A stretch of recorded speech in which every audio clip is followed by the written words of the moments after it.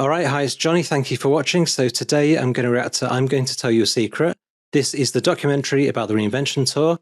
This isn't a commentary. I'm not going to talk over every single bit, but at the same time, it is over 2 hours long, so I'm not going to stop too often either. I'll kind of talk when there's like a lull or kind of something not that interesting happening that I can kind of talk over. All right, let's go for it. Blessed is he who reads aloud the words of the prophecy. And I saw a beast rising out of the sea with 10 horns and 7 heads. And to it the dragon gave his power. Do not seal up the words of the prophecy, for the time is near. I am coming soon. Incredible. I'm not even going to try and interpret those visuals. If anyone who slays with a sword, yeah, he doesn't believe in God, and he's not spiritual at all. I don't really believe in God. That really hurts me to hear that. But why does it hurt you? It makes me like him more. Why does it hurt anyone to hear that someone doesn't believe in God? What's the problem with it? Because then you don't believe in anything past this physical life that you live. You can believe in something past this without having to believe in God. Do you believe in reincarnation? Yeah. You do? I believe in lots of things that are beyond the physical world. You don't believe that there's a supreme power or higher energy force that had something to do with the creation of the world? Yeah, but why does it have to be labelled God? Okay, how about energy? Yeah. Or the light? All right, how about energy? But all right, I instantly feel linked to Stuart Price. I refer to an entity called the Beast. Fine. Do you have any good jokes? What's the great thing about fucking 28-year-olds? There's 20 of them. Amazing joke. I've heard it, but it's great. That's terrible. Amazing. Amazing. I always stuck out too much and couldn't sort of blend in with everybody else. Can't imagine how intense that would be. And that's really what I look for. My God. I look for people who have something special. I'm gonna close my body now. Do we dig Digo? Can he tap dance for me today? Yeah. Let's keep him in our harem. I mean, I could no more do this than I could fly into the air. I've got rhythm, I understand music, I cannot fucking dance to save my life. So I don't know whether this is good or bad dancing. I'm sure it's pretty good. But it's all impressive to me, that's, you know. Okay, well, you're hired. You're hired. Fucking hell. Imagine, I feel excited just watching them. I think I found some fantastic dancers. Crazy. I don't think of them as dancers. Crazy. I think of them as actors, performance artists. They have character and they move me, and it's got much more to do with who they are than the way they move their bodies. I'm loving this already. This is so fascinating. Once we get to the stage, we have to do things in chunks. So you know what I mean? I'm so stupid.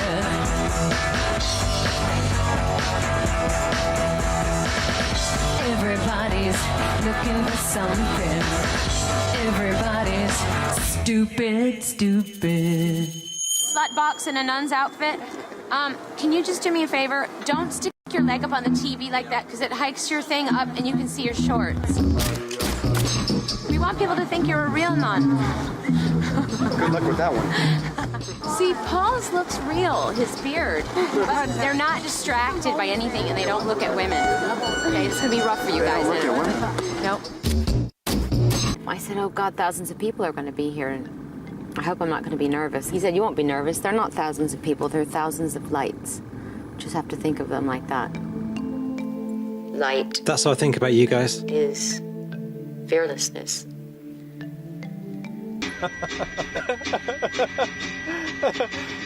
Well, it was a gentleman soldier, a sentry he did stand.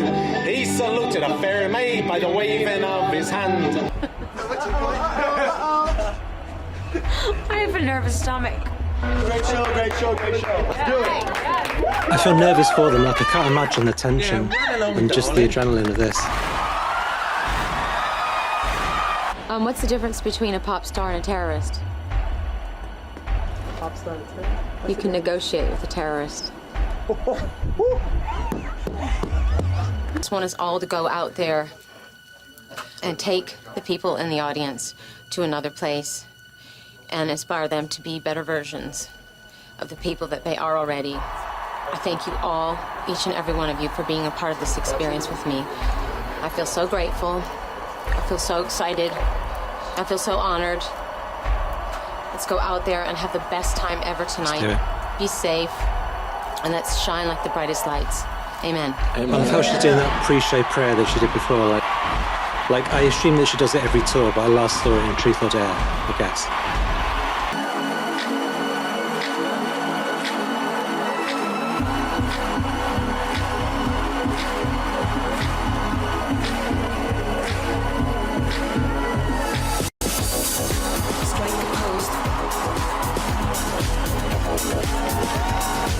I already kind of see the different screens and the effect of all that. That looks way better here. You try everything you can to escape the pain of life that you know. It makes no difference if you're black or white, if you're a boy or a girl. If the music's pumping, it will give you new life. You're a superstar. Yes, that's what you are. You know it's Vogue. Let your body move to the music. Hey, hey, hey, come on, Vogue. Let your body go with the flow. You know you do it. Vogue. That looks so good, film like that. Such a transformation. Imagine being those guys. Dancing to that iconic song with her. What a rush. Los Angeles is for people who sleep. Paris and London, baby, you can keep. 'Cause I love New York. I don't love you, but I love New York. Okay, what's this? Now we're going to see what Machine Gun Kelly's all about. Yeah, well, Guy somehow manages to usurp the security guards and turn them into his jiu-jitsu partners. So, you know, shall we like smooch and kiss, and shall I tell you how much I love you before you go on? Why start now? No, but I do that before every show, darling. You do? Sure. Guy, you haven't been to one of my shows in about 3 weeks. Maybe we should leave. I think that the most important thing for me to Madonna is like the express yourself stuff. Well, let me tell you, he's a fan. Is he? Oh, yeah. And tell me, what do you think of her new man? What's his name? Guy Ritchie. Guy Mr. Ritchie? Yeah. Well, personally, I don't know him. And the only things that I know is he's a great director. That's the only thing that I know. But don't you think he's a good-looking guy? You've been misinformed. You've been misinformed. Thank you, Mr. Wonker, and good night. This is a Thank tough you. watch. Thank you, sir. Not because I really hate the guy, because I honestly don't think about him. But I don't like any of his stuff, so I'm kind of not predisposed to finding him that charming or funny. So I can't quite work out if I like him or not. And I don't need to like him or not, but the fact is he's on screen, so I need to kind of make a decision. It's not going to be fun for you if I just slag him off every time he comes on screen. Let's just say he's not endeared himself to me, but he's not offended me, and either way I don't really care. And also I know it's just kind of the artificiality of having the cameras on them, but it kind of looked like they had about the same kind of chemistry that she had with Warren Beatty in Truth or Dare. But you know, they weren't married for quite a long time, but you know, that was kind of like an awkward little conversation. Maybe it's just me. No, Donnie, they're very good. I'll kiss a kiss. Go on, run along. Mrs. R. Okay, scratch that. Her and Fly Kevin like a Costner bird. level of chemistry. Okay.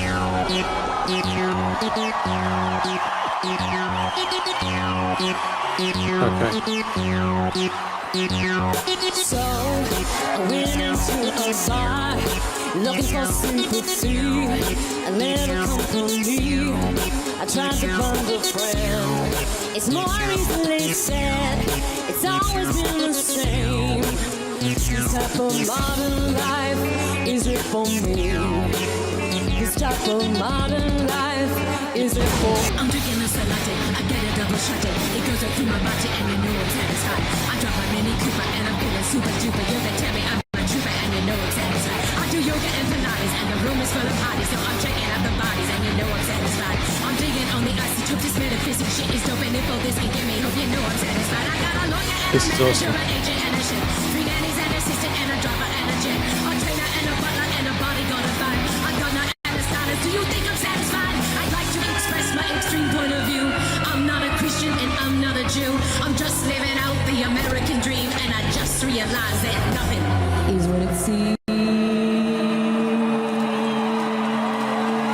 Yeah.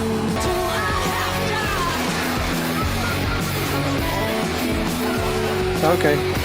That's the Bush Saddam thing. I see.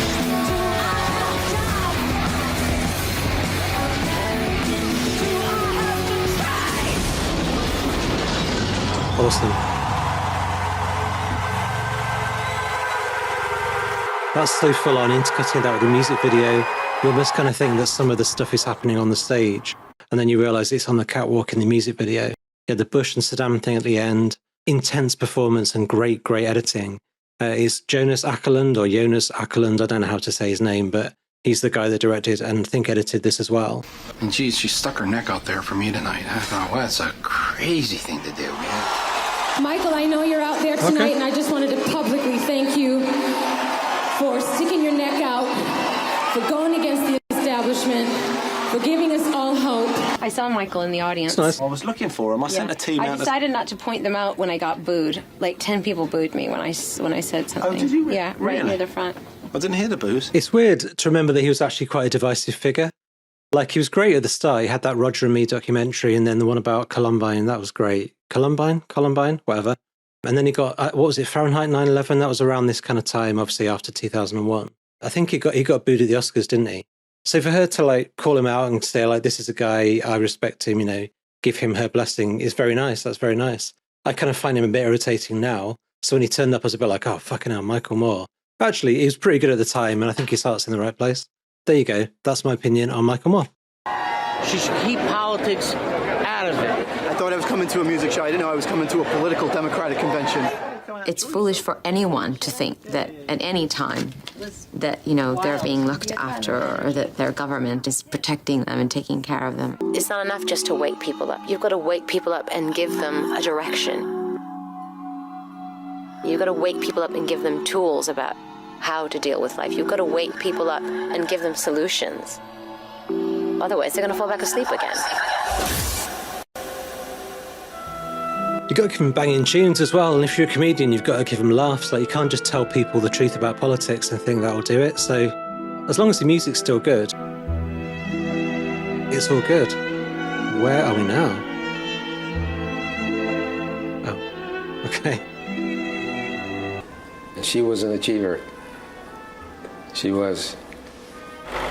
My relationship with my father when I was younger is very different than what it is now. When I was younger, I didn't understand my father. The fact that she lost her mother at such a young age affected her in a very strong way, as it affected all the kids. And so you have to learn to adjust to the new situations, adjusting to the Joan and the new family structure, and that's not easy. I couldn't wait to leave. I couldn't wait to go to New York. I wanted to be an artist, and my dad wanted to protect me in his way. So I got pregnant with my daughter, and I just was like, holy shit. And I don't really know what I'm going to teach her about life when I'm not really sure I understand what the meaning of life is. 8 children by himself. That is no joke, and I'm not going to start talking about parenting, but her kind of saying that she had a daughter and then realised that she didn't know the meaning of life, it's like, yeah, you know, I don't think you ever do, but you do kind of think, well, I don't know, so how are they going to know? How are my kids going to know? 8 children, that's insane.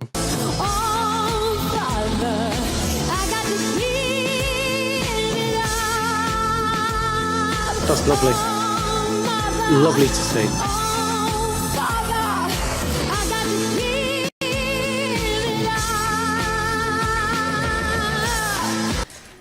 Oh, Dad, did you like it? I thought it was very good. I said, at one point here, she's going to go down and break in half. I kind of like you had the religious theme there. I saw all that, the Kabbalah and Jesus and all that, and I thought that was very nice. I've looked at the Kabbalah thing. I've read some of the books she gave me. So to me, there's nothing in Kabbalah that's not in the scripture.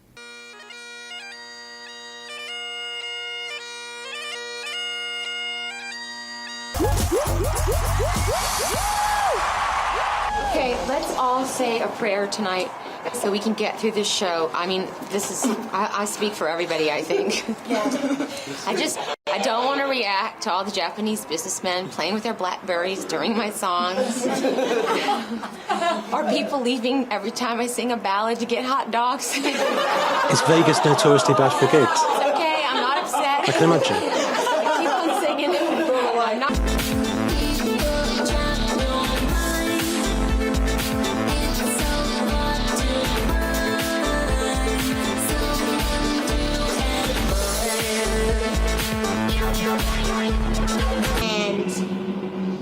And she like and she had to make dinner. Like what the heck are you talking about? Yeah. This is fascinating. If you don't like kids, maybe it's not, but that's fascinating to me watching them together. I love it. Like a little Madonna and a little guy. Music makes the people come together. Music makes the bourgeoisie and the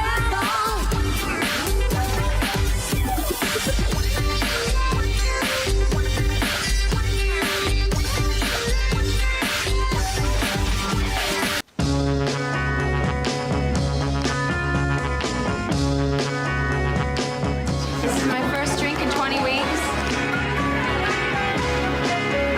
The amount of scope that her dancers have for being like creative and acting and expressing themselves is amazing. It's like she said at the start, they're not just dancers, they're actors, they're playing a role. It's so impressive.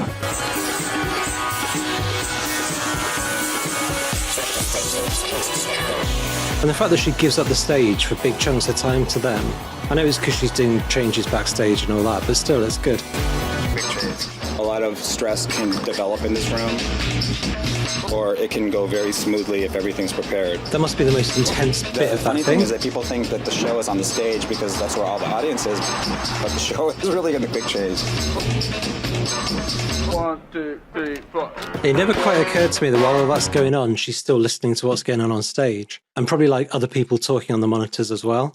The amount of delegating in her mind and kind of compartmentalizing that she must have to do. I don't know many people on the planet that could do that. Obviously, there are a lot of pop stars, but at that high level, to be that one person that's in charge of that kind of show is just amazing. Bye, Kabbalah. Let's say I have less ups and downs in my life. I mean, I'm not going to lie, I had some pretty good times throughout all of my life, but I also was kind of like a spinning wheel in many respects, you know. Life seemed to be a series of random events for me. Sometimes I was ecstatically happy, and sometimes I was depressed. I seemed to be a bit more careless with people back in those days and not very nice. I just feel like I know so much more than I ever did before, and sometimes I say to myself, what was I thinking before I was thinking? Okay, that's a good phrase. But I won't say that I didn't have any fun. But, you know, sometimes fun is overrated. I saw the light and I was on my way. And how I left, how they shone.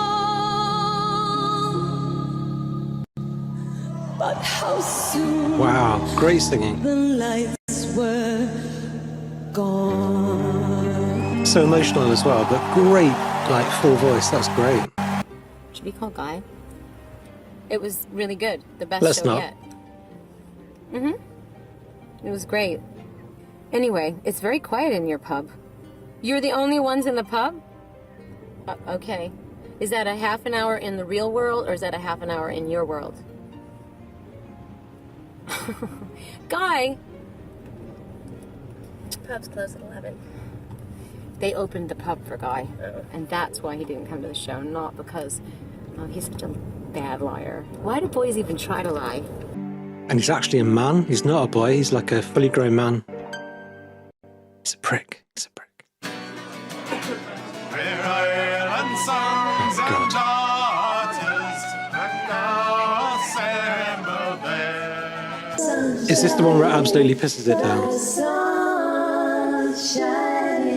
One more time. I don't know the other words. Just make the sunshine. Let the sun shine in. The sun Oh, you pop? Oh, fuck yeah, I was mentioning him before. Thanks for doing this. I'm a huge fan Thanks of for yours. having us. This is really cool. I mentioned him in the confessions thing. That's all I'm gonna wear. Crazy, man. Well, yeah, Fucking legend. Okay, I Legend. plan on moving around a lot. Yeah. All right, Okay. have a great show. Thank you. Thanks a lot for doing this. Okay, thanks for having us. Both Detroit legends. Both Detroit legends. Okay. He's like the nicest guy in the world. Love him. All right. Bye. Cool. Fearless performer. I've seen him live a few times. It's just incredible.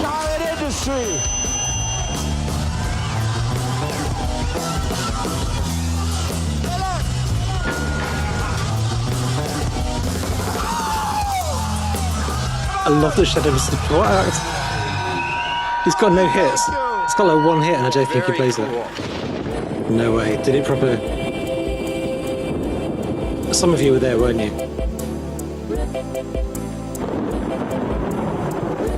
How the hell do you do that? How'd you do that? Watch each other's backs.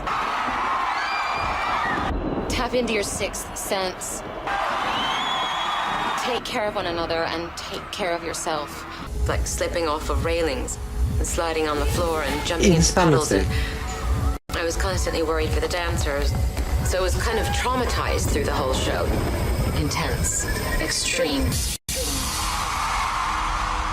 And then when the show ended, I don't remember what happened.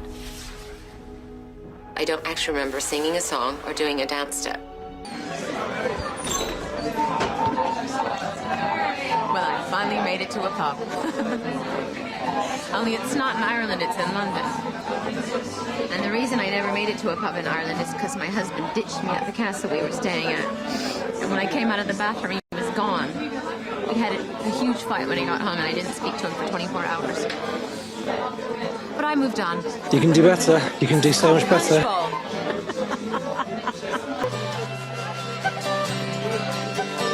Quick pause there just to check if Guy Ritchie has any Irish ancestry at all. It turns out that he does. You win this round, Mr. Ciccone. I'm gonna pull a pint for you. Is that okay? Please, Mrs. Ritchie, you can pull me a pint. I mean, I made that Mr. Ciccone joke and he literally said Mrs. Ritchie straight away. You don't mind if there's a lot of foam, do you? Yes, I do. I care a lot about the phone. The mind behind Rock and Roller. The Revolver writer. That's from Slams. And she's great. And made the story all I've got some Irish in me too, and I like the Irish and I like Irish culture, but yeah. I don't remember any more words. It's a bit much sometimes. He lay down to have a little sleep.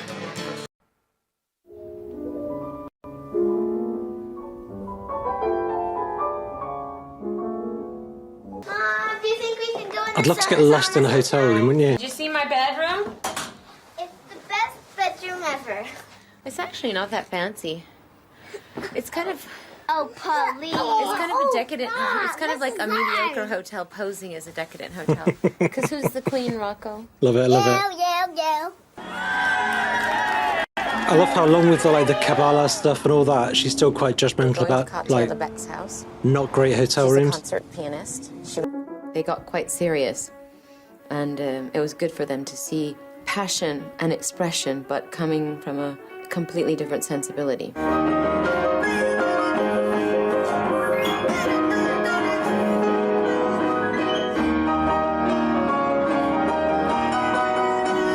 Love a bit of Gershwin.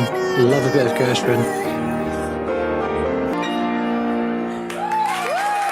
It should have kind of cut to a shot of Guy asleep in the corner, you know, like a mirror image of the Irish songs and Madonna asleep. But of course, he's not there. Rabbi Abba came to him and said, "What have you done that the Holy One, blessed be He, performed for you 2 miracles?" And the man said, "In all my days, I forgave and made peace with any man who did evil by me. Thus, I did not harbor hatred all that day for the harm he did me. Moreover, from that day on, I tried to do kindness by them." It's the hardest thing in the world to do. I mean, can you imagine forgiving people that, you know, fuck you over, for lack of a better word? I mean, to actually get to the end of your day and go, okay, you know, we all have people that piss us off and make us angry and hurt our feelings. But to get to the end of that day and not only forgive them, but to wish them well. I'll say at this point, first of all, I'm genuinely not judgmental. I'm quite easy to insult people in a funny way to get a laugh, but genuinely believe what you want to believe. But if it was any other pop star apart from maybe her or David Bowie talking about this kind of stuff, not the forgiveness thing, but reading about, decoding the Torah and things like that, I'd be kind of rolling my eyes. I'd be like, this is just absolute bullshit. Not because the thing itself is bullshit. Like I say, I am tolerant. I grew up in a religious family. I don't have religious beliefs, but I'm happy that people do have them. But I'd be thinking, what's the grift? It's like Russell Brand. I don't know if you ever follow Russell Brand. He used to be quite funny, not for a long, long time. And his new grift now, he's been exposed as a sex offender, is to be a Trump fan and also be a Christian. That's his new grift. So if it was someone like him, I'd be thinking, right, why are you suddenly introducing religion into what you do and trying to preach? And what's behind it? What's the grift? With Madonna, she has the intelligence to pull it off and just to kind of sell that and make you think, right, that is a genuinely held belief that she's intelligent enough to have thought about and to believe. I don't have to share it or be that interested in it, really, which I'm not. That's fine, do your thing, whatever gets you through the day. And it's interesting to kind of hear her talk about it. Today, it's just okay, all I do is make mental checklists every 5 minutes. Who do I write thank you cards to, and what am I going to say in the prayer, and how am I going to thank the crew during the show? It's I just got to remember everything. How can you be Madonna? Because today's my last chance. What's it like inside her head? It's insane. I'm just sad.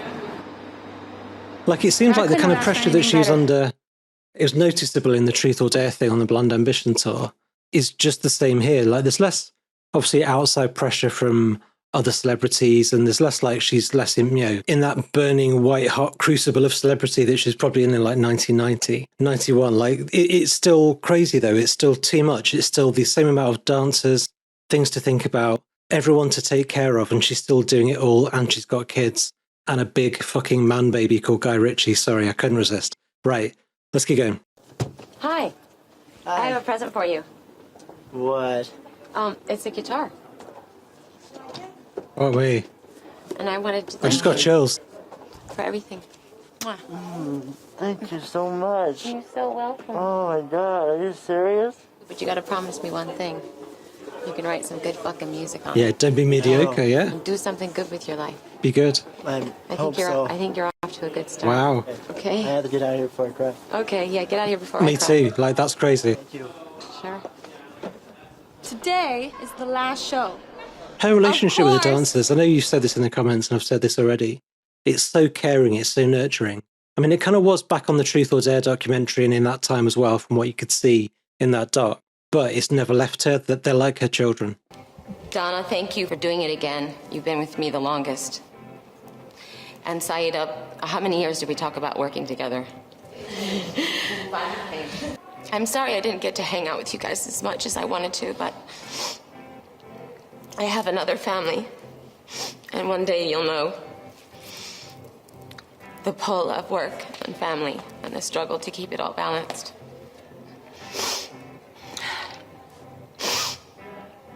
We've come so far, and everyone's become better at what they do.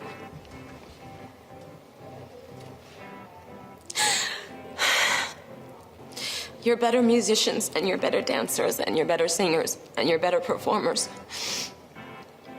But above all, I hope that you go out into the world when this tour ends, and that you are more compassionate to other human beings and more responsible for your actions and your words. Because without those two things, your gifts and your talents mean nothing. I thank you and love you from the bottom of my heart.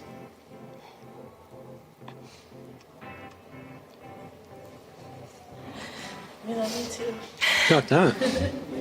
Ah. 1, 2, 3. They're living a fantasy right now. That's one of the most extraordinary things I've ever seen. Just great. Being on tour with Madonna.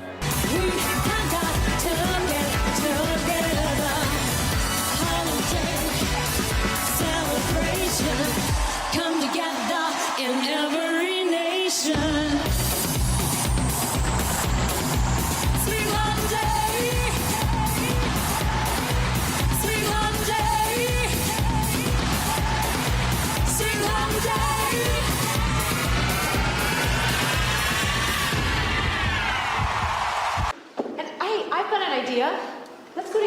tomorrow.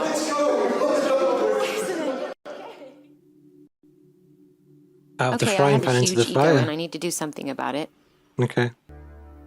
A touchdown at Tel Aviv is hardly a step straight back into history because... Okay, let's do 20 minutes on Israel. Why not? Did she do a concert there or just visit? Interesting. Interesting. I mean, that is... The Jewish high holidays? Okay. That's not why I'm here. That's funny. That's funny that they thought she came there because it was the Jewish high holidays. That hotel room sucks, by the way, compared to the other ones. She's being a bit kinder to it, but yeah, bad one. What we need to talk about is Rachel tomb. Yeah? Which is actually, it's in the occupied territories. Okay. We cannot go in armed. As of our visit for tonight, the police is not allowing us to go in there. I know that it's possible. You're just saying tonight they're not giving us access. Police said no, a complete no. We've been given blanket protection by the police. And What if I just went with a group of people and I was incognito and I changed the way I looked and I wore a wig? She and is my identity not used to and I being didn't told know it was no. me? But it's still not safe. This is going to an occupied territory, which is described as a war zone. By the way, you'll be pleased to hear I'm not going to weigh with my thoughts on the Israel-Palestine conflict. I don't think you need to hear that, and it's not that interesting anyway. What I like about this is Madonna's doing her thing. She's going out there and doing it. Now, people got criticised for that, like Radiohead, Nick Cave, a few others. People like Roger Waters would say, don't engage, don't go over there, don't support what's going on by being there. Whether you believe that or not, whether Madonna believes that or not, she obviously believes she has some reason to be there for her own religious beliefs. She may be trying to sort out the Middle East crisis at the same time. She said that she wanted to make a difference. I'm not sure if she did, but maybe she made like a difference in some people's minds. Just to think about it more, to think about tolerance, to think about something positive in that whole mess.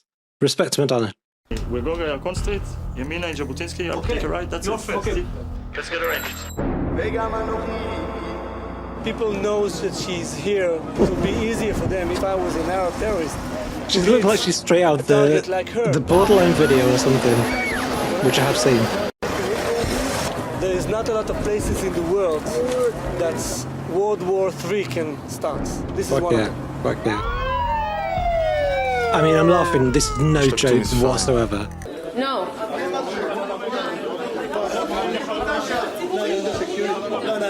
No photographers. Rav Ashlag says that the perfection of humanity already exists. Our job is to lift the veils that make us think that it doesn't.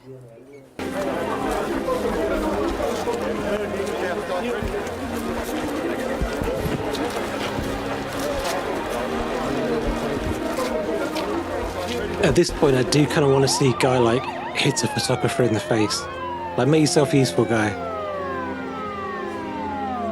This is fascinating. I could watch 2 hours on this. Like, this is pretty great. Yeah, I mean, fuck those guys. Fuck those guys. And maybe, just maybe, you will then have the urge to make the world a better place yourself. So I'm here to ask this one question. What are you waiting for?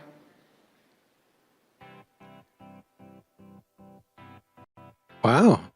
When you look at the destruction of the world, This is so interesting. I'm going to be like Madonna and not judge, because some stuff that she's saying there, my eyes, I'm like, what? Sorry, 3,000 people? Not going to judge. Madonna's more intelligent than I am. She's more experienced than I am. And this is my reaction to the film. I don't have to have like an instinctive knee-jerk reaction to every one of her beliefs that I've never heard of before, don't know the basis for, don't know the intelligence and the thought that went into them. So my natural reaction to just be cynical and go, oh, crazy, this is all crazy. Not doing that. For a horrible moment, I thought she was going to start singing Imagine. That's what was making me laugh there. I thought she was literally going to start like doing an a cappella rendition of Imagine. Thank God she didn't do that. We need to know more about each other. We need love. Without love, I don't think there will be life.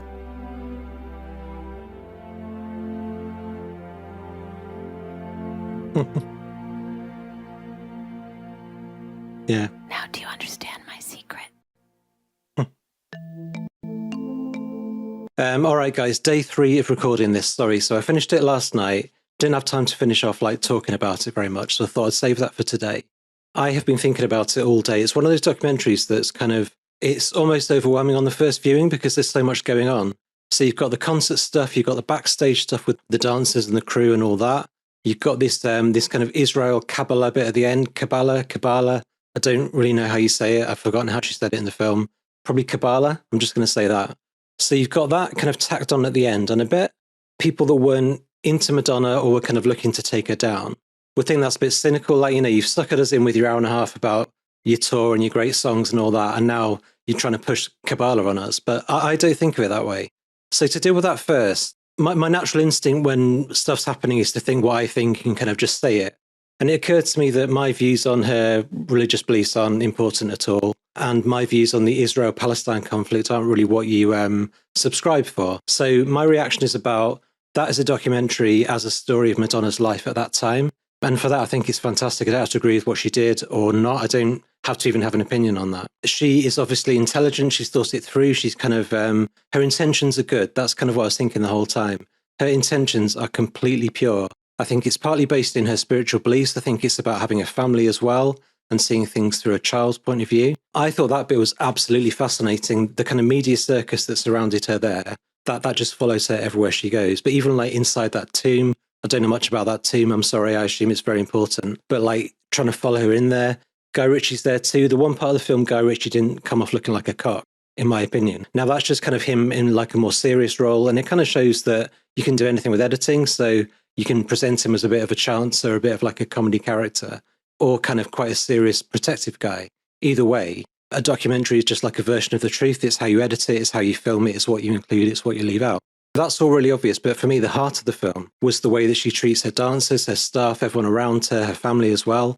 She comes across as like a thoroughly decent person, like a proper nice person to know. And in real life, that's fine. But for a pop star in the position she is to be doing that is almost superhuman. Like, that's crazy. I just loved how she treated everyone around her. And what was also crazy to me was that at her age, which I think is about 46 at this time, because I did a bit of research. So she's on top of the world, like massive world tour. A string of great albums behind her, like no stinkers yet, no really bad albums at all. And she is at the peak of her powers and touring. It's just mad. Like in The Last Waltz, Robbie Robertson, the band documentary, Robbie Robertson goes touring. It's like a goddamn impossible way of life. Like it's hard to do. And to be honest, at her age, to be doing it with that intensity, not just on stage and physically and vocally and everything else like that, writing the songs, co-producing everything, devising the stage show, all that collaboration she had to do, that's almost harder than doing it by yourself. You have to collaborate with every single person. That is not to be underrated. So again, I was thinking today about her age. So she was like 32 at the time of Truth or Dare and like about 46 at the time of this. Now, David Bowie, let's just compare her to him. Quite a few similarities. He's an idol of hers. So at the age of 32, it was 1979. He just finished the whole Berlin trilogy about to do Scary Monsters, like proper cutting edge, amazing Bowie. 1993, when he's 46, what is it? Black Tie, White Noise, and the Buddha of Suburbia. Now, I'm not knocking those. That is not cutting edge, prime period, like peak Bowie. Whereas Madonna, she's kind of about to do Confessions on a Dance Floor. We've had American Life. We've got like these creative peaks that she's still doing and an incredible tour. Don't know what Bowie was touring at the time, but my point is, she is like way up on her peers, her idols, or more so, she's like ahead of them. I mean, compared to like female singers and female stars of that era, there aren't many that are kind of comparable. Like Whitney Houston, there's not much crossover. But Whitney Houston was dead at the age of 48. Madonna's 46 here. That's not a knock on Whitney Houston. It's not a slight. It's not an insult. It's just to say it is miraculous that Madonna's like alive, with kids, touring, sane, making sense, making good albums, making good shows. And it's just, I don't know, I think she is insanely, insanely underrated. Not just for her music, but like the longevity of it. I think the longevity, you know, like the amount of time that she's been in the public eye, been awesome, been like successful, selling albums, selling records, selling gig tickets, and still killing it, absolutely. So I think it's just an underrated thing that she's still around. And even now, like 20 years later, she is still selling out tours at the age of 65 or whatever. It is just super impressive, and I think it needs saying more. Thank you for watching that with me. Hope you enjoyed it. Give me your thoughts. Love to hear them. Great documentary, great tour. I kind of wish I'd been there. Obviously, the film sections looked amazing. Thank you for watching. Bye.